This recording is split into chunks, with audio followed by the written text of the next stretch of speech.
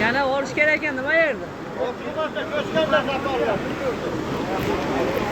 Ha, u yerda shunday 40 metr shunday yuvib o'tgan.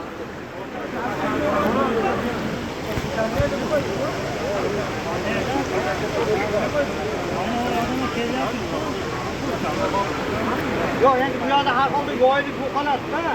Lagun ariq bo'lib bu qoladi. Buni bizga ko'p bo'lyapti boshqa.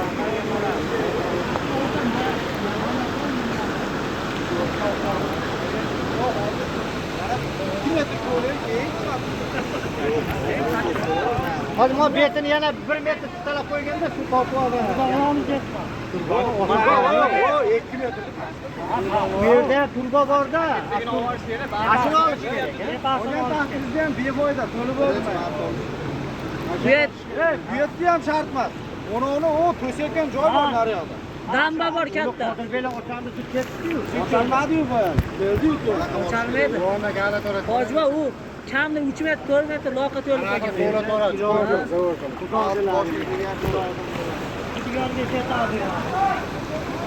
To'la bu suvgan eng yor ishi ham borda.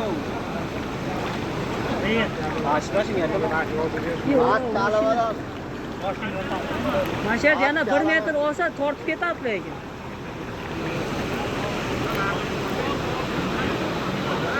Bu tortyapti, yana chuqurroq olaversin. Mana olish kerak-da.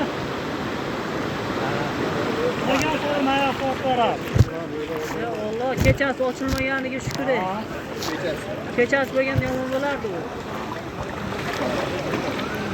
Bunday qanaqa sut ketsa bo'ladi ayol? Bu yoqda nima qo'ydi? Bitta shu qo'ydi. Hozir mapga olamadim, ko'mich ichib o'tib olamiz. Ha, ashunday qilasiz. Bu yoqda endi boshqa qo'yib yo'q bu yoqda. O'tolmaydi. O'tasizmi? Biz ham o'tamiz. Dilmurod akam bor, u yoq suv unchalik nima emas, sizlar uylar ol. Chaqiryapsan Dilmurod aka. Birga oqaylik.